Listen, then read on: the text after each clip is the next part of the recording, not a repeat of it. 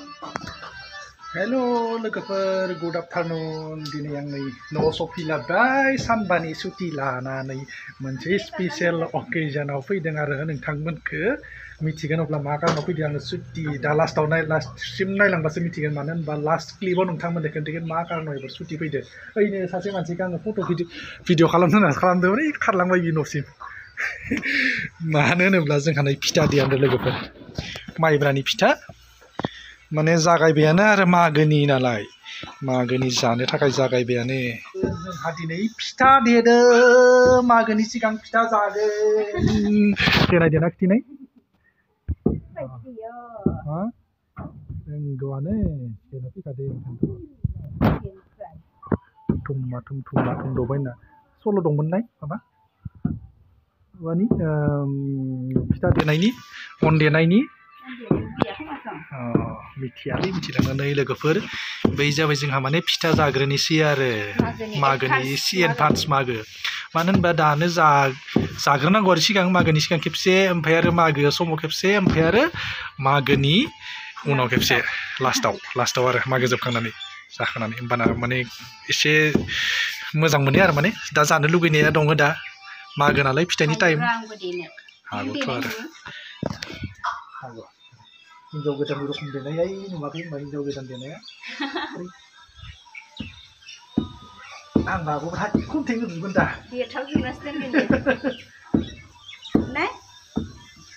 देथाबना रोङो नामा देख्लाना होजोबनांगौ देनो रोंगानो सां उलारखौ मावहोबाय थानांगोन आरो गोलैजोबगोनसो दा देफाजोबना लागोन दा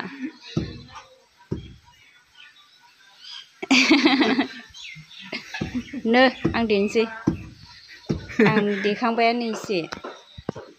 बिदि देया फिथाखौनोसो देयो नै लासै लासै देयो ना गोसा देयो गारना होनांगौ नंगौ नुवाखै दाख्लै हाबायाव ओरै लासै देनायखौ नुवाखै नोङो होमबा अन देनो होदोंमोन खैना गोदानखौ अन देनो होनायाव ओमफ्राय आरो नुवाखै होनबा माबोरै देनो रोङाखैमोन लासै देबाय थानाया रोंनाय होनबा रोङिफोरनो खोन्थाहरबाय आंनो बिदि गोब देनांगौ आंबाय नंगौ आंखौनो फोरोंनो लानाय जाबाय आरो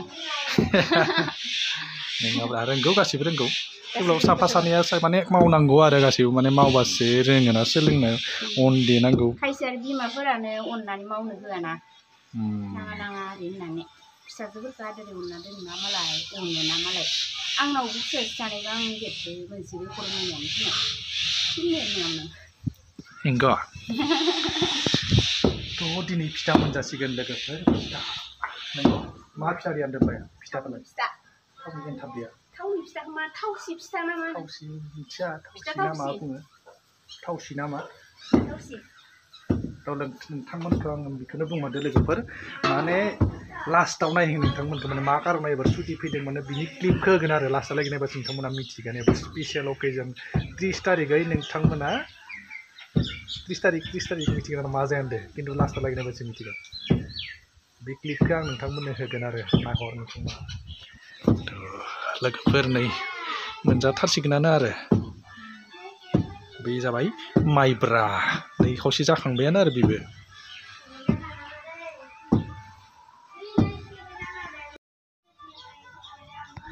थ' लोगोफोर नोंथांमोना क्लिपखौ नुबाय जानो हागौ बे जाबाय थांनाय मथा मथि माने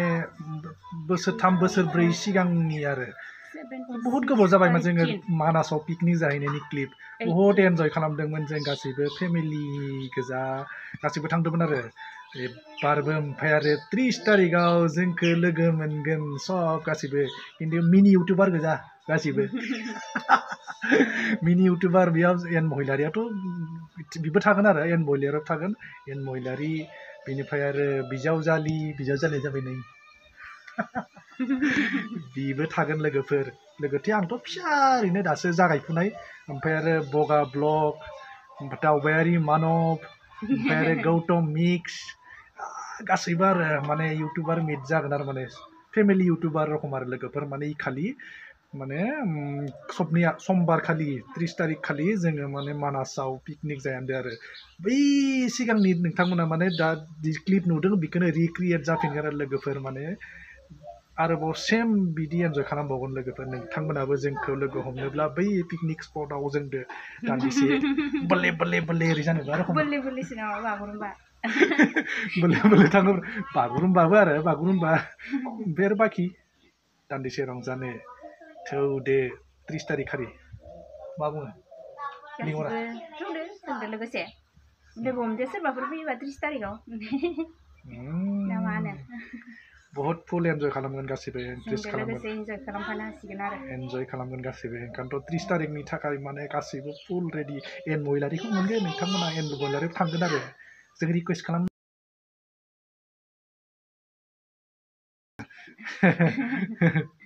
एन मइलारियाव थांगोन र' लिंहरनांगोन बिखौबो थ' लोगोफोर 30 तारिखै लोगो मोनगोन बावथारनाङा 30 तारिख मानास नेसनेल पार्कआव भिडिअ'आवनो लोगो मोनगोन भिडिअ'आवथ' लोगो मोनखागोन थेवब्लाबो माने ओरैनो फिजिकेलिबो लोगो मोनगोन आरो माने दान्दिसे खाना जाहैगोन आरो बेसेबा गोबाव जाबाय बोसोर 7-8 बोसोरसो जाबाय जों खाना जानो थाङाखै मानासाव बे बार थांगोन लोगोफोर थ' गासैखौबो लोगो मोनगोन होननानै आसा खालामबाय 5 बोसोर जाबाय थांनाया पिकनिकआव गासैखौबो लोगो मोनगोन होननानै आसा खालामबाय लोगोफोर 30 मानडे 30 डिसेम्बर मानडे बाय बाय